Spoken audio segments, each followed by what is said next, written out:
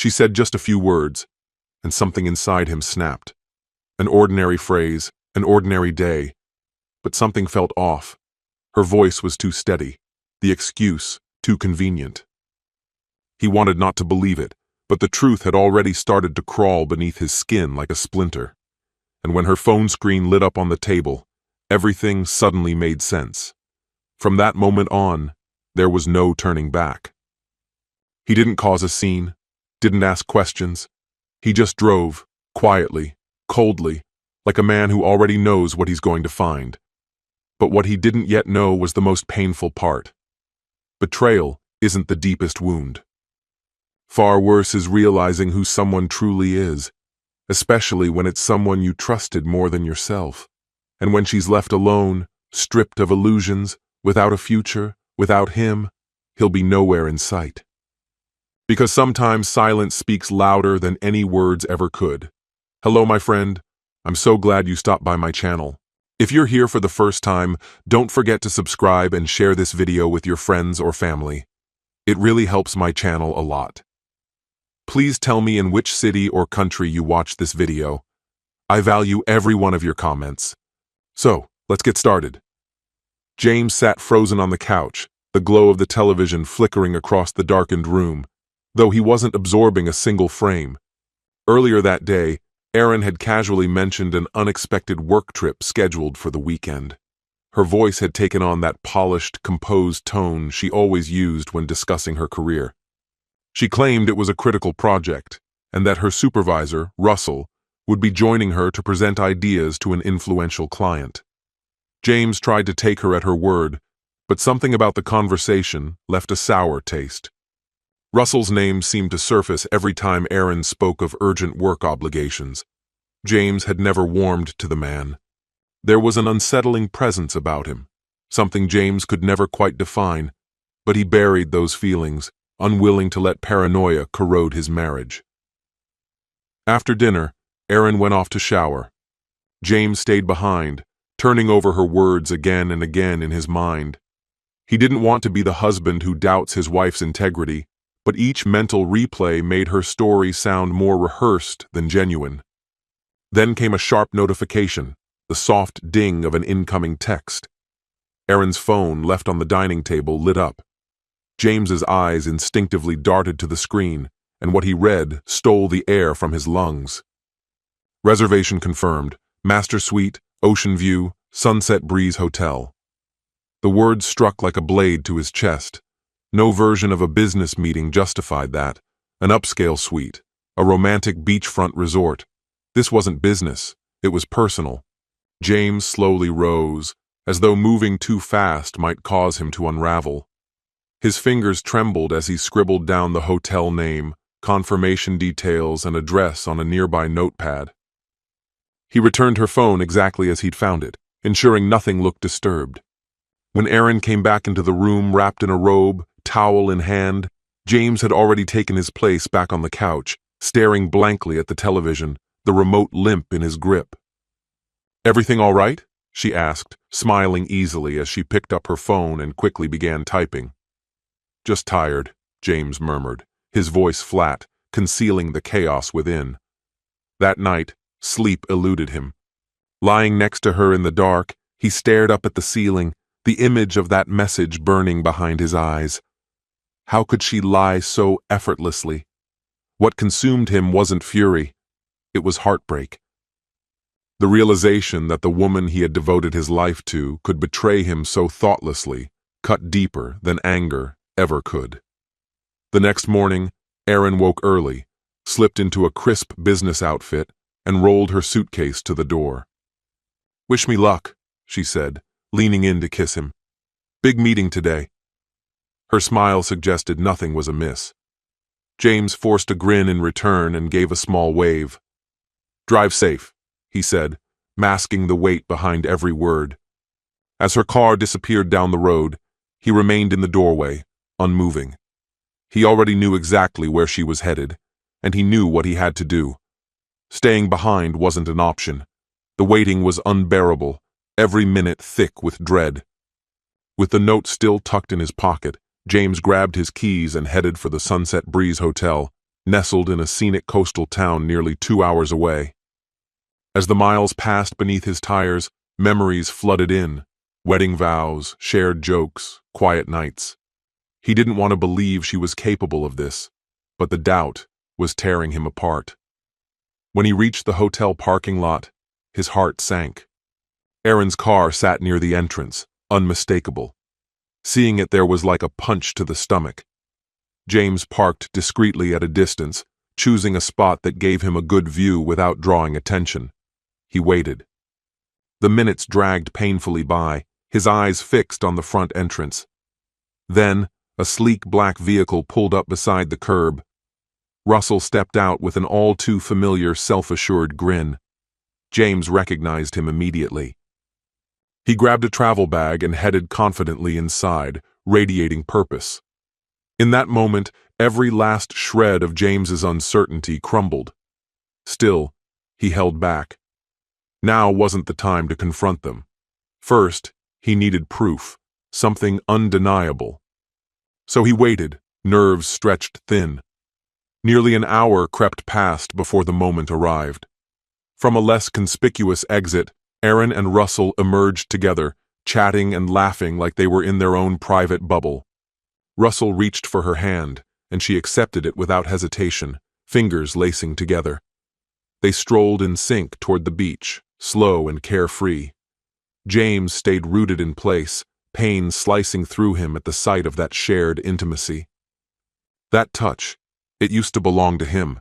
He couldn't sit idle anymore. The agony was too sharp to bear in silence, yet he had to see the truth with his own eyes. Summoning every ounce of resolve, he climbed out of the car and began to follow, careful to stay hidden among the palm trees lining the sandy path. Each step added a new layer to his heartbreak. They never looked back. Their body language made it clear. They believed they were alone in the world. They spoke softly, exchanged sly smiles, flirted with casual ease. The crash of waves on the shore seemed to mock the turbulence in James's chest. When they reached the beach, Erin let go of Russell's hand, laughing at some joke. She ran her fingers along her shoulders, then tugged the strap of her bikini top. With one fluid motion, she let it fall to the sand. Russell reached for her hand once more, gently leading her down toward the edge of the sea. Hidden behind a cluster of palm trees, James watched in silence. At that moment, the last trace of hope he'd been clinging to quietly died. No longer willing to lurk in the shadows, he emerged from his hiding place, his stride steady and unwavering. His voice pierced the stillness of the beach. "So this is your idea of a business meeting?" Erin spun around at the sound, her expression stunned. She instinctively wrapped her arms across her chest, as if to shield herself, while Russell's previously confident demeanor quickly gave way to visible discomfort. James continued moving toward them, the fury etched on his face unmistakable. "James," Erin began, faltering, "this isn't what you think it is." A bitter laugh escaped James's mouth as he slowly shook his head, disbelief tightening his features. "Is that right?" he said, motioning to the scene before him. "Because from where I'm standing, it looks like my wife's having an affair with her boss during a so-called work trip." Erin tried to respond, but James didn't allow her the opportunity. His attention shifted, his eyes locking onto Russell with cutting intensity. "And you," he snapped, his tone ice-cold. "You're married too, aren't you? What do you think your wife would say if she saw this?" Russell opened his mouth, but no words came.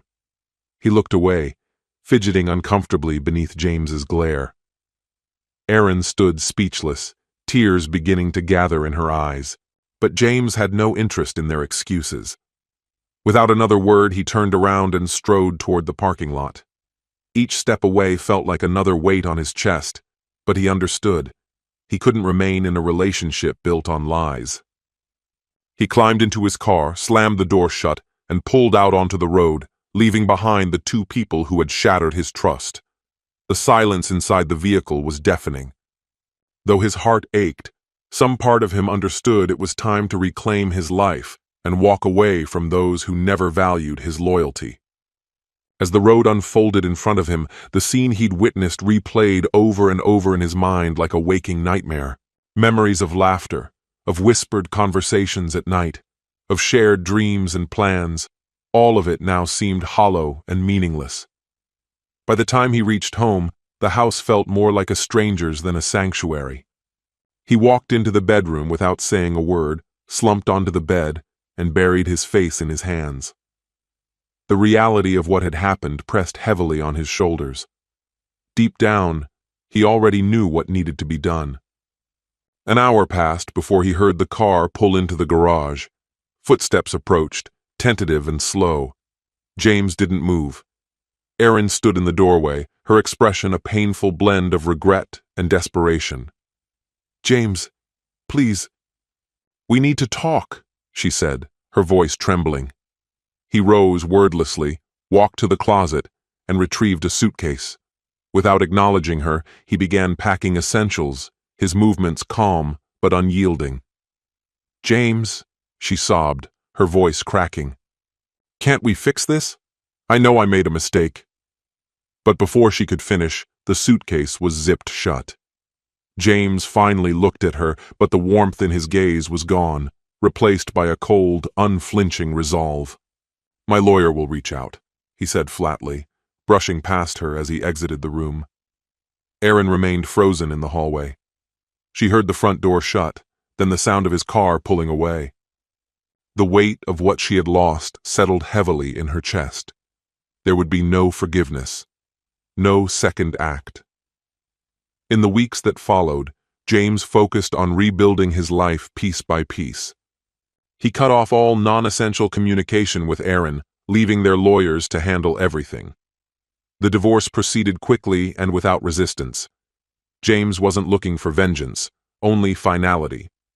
When they met to finalize the papers, it was the last time he saw her. She looked drained, worn down by the consequences of her choices. James said nothing as he handed her the signed documents, then walked out of the building without glancing back. That part of his life was closed. He was ready to move forward, this time with people who truly valued trust and sincerity. Erin stood outside the office, the divorce papers clenched in her hands, the weight of her decisions sinking in. Still, one fragile hope clung to her. Maybe, just maybe, a future with Russell was still possible. She drove directly to his office, nerves tangled with anticipation. Upon arrival, she requested a private meeting and was shown inside. Russell stood behind his desk, his demeanor stiff and unreadable. "I signed the divorce papers," Erin said, trying to sound confident. "There's nothing standing in our way now. We can be together." Russell looked at her for a long moment before crossing his arms and exhaling deeply. "Erin, I think you misunderstood." Her pulse quickened. She stepped forward, confusion washing over her. "Misunderstood? What do you mean?" Russell gave a faint, distant smile. There was no trace of affection in it. "I was never planning to leave my wife. My marriage had its flaws, but I never intended to walk away from it." Erin's face began to crumble, but he didn't soften. His voice remained steady and unforgiving. "Tell me, do you really believe I'd ever build something serious with a woman who cheated on her husband?" Russell gave a dry, humorless laugh. "You crossed that line once. What makes you think I'd believe you wouldn't cross it again? With me?" Erin stood frozen, unable to speak.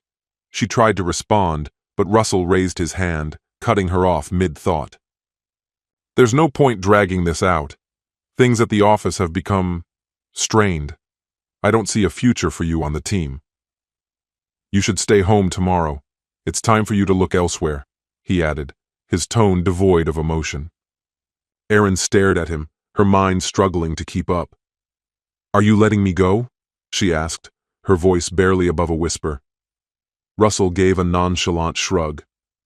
"Let's just call it an amicable separation. But yes, you're no longer employed here." The words landed like a punch to the chest. Any last hopes she clung to crumbled in an instant. She had sacrificed her marriage, her career, her reputation, for something that, to Russell, had meant absolutely nothing. Without saying a word, she grabbed her bag and left, her thoughts a chaotic swirl of disbelief at how quickly everything had fallen apart. Russell, unfazed, returned to his desk. He closed the chapter on their relationship with the same detachment he might show when closing a web page: calm, indifferent, done. In the weeks that followed, Erin's world unraveled. Unemployed, isolated, and stripped of the illusions she had wrapped herself in, she found herself floundering. The pride that once fueled her choices had vanished, leaving only the sharp sting of regret. Alone, she thought of James, the one man who might still care enough to listen, the only one who might offer her a second chance. Days went by as she rehearsed the words she hoped would explain her remorse, her sorrow, and her wish to put the pieces back together. Eventually, with trembling resolve, she returned to the house they used to call home. When James opened the door, she barely recognized the man who stood before her. He looked calm, grounded, like someone who had endured heartache and emerged stronger. By contrast, Erin felt like a faint outline of the person she once was, weakened, diminished. "James," she said softly, her voice cracking. "I made a mistake I can never undo, but I'm here because I still love you, and I need you." James studied her in silence, his expression measured and still. He crossed his arms and took a deep breath before answering.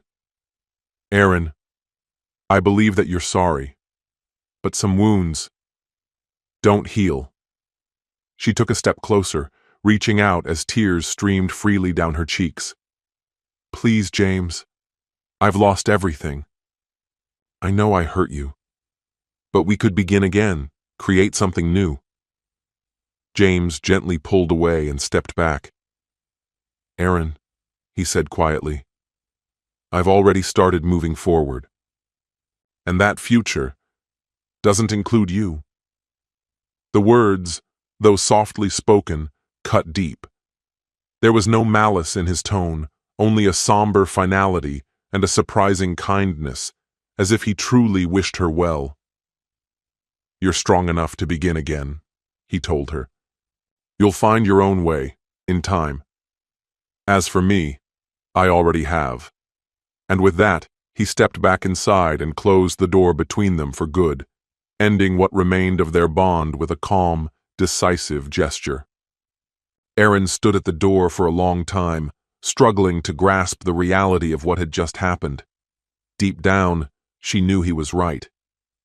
The weight of guilt pressed heavily on her, but so did the quiet understanding that she now had to face the consequences of her choices and rebuild her life on her own. Turning away, she walked the familiar path alone. Inside, James remained still, a subtle peace settling over him. For the first time in what felt like ages, he was free. He had reclaimed his life, no longer tethered to betrayal.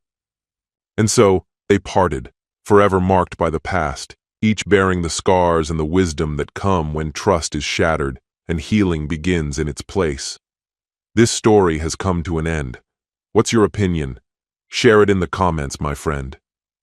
And if you like this story, check out other exciting videos on my channel. I'll say goodbye until the next video. See you.